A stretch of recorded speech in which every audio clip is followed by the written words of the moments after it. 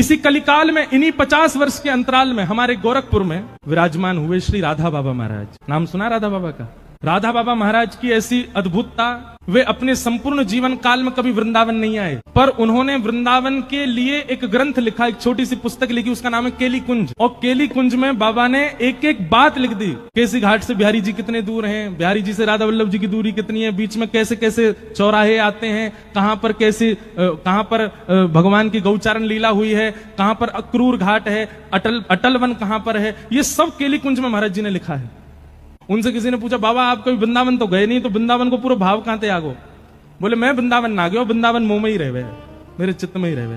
तो किसी ने कहा, बाबा आप तन से भी एक बार वृंदावन जाओ। तो वे कहते, बोले अगर मैं तन से वृंदावन गया तो फिर वापस कभी आ नहीं पाऊंगा, या हमारे मैं जाऊं ना हूं। ऐसे राधा बाबा महाराज गोरखपुर में विराजते थे। तो उनकी लीला में एक बात आती है कि वे सुबह सुबह जब शौच के लिए जाते थे, सुबह 4:30-5 बजे, एक माताजी, बूढ़ी माताजी उनके पीछा करती थी। और जब वे शौच के लिए दूर वन में बैठे होते तो वो माताजी एक झाड़ी के पीछे बैठ के बाबा को देखती थी। तो बाबा के किसी शिष्य परिकर ने ये देख लिया, उसने माताजी को पकड़ के कहा, बोले हे मैया सुनो, तुम, हम सब जानते हैं तुम सुबह सुबह जाती हो बाबा के पीछे, है शौच के समय तो कम से कम ये सब नहीं करना चाहिए आपको। संत महापुरुष हैं बेचारे, पूरे दिन दर्शन देते हैं, दुनिया भर के लोग दर्शन करने आते हैं, पूरे दिन दर्शन किया करो, आप सुबह सुबह क्यों जाती हो उनके पीछे? तो माताजी के नेत्र सजल हो गए, वो बोले मैं बाबा के पीछे नहीं जाती। तो बोले बाबा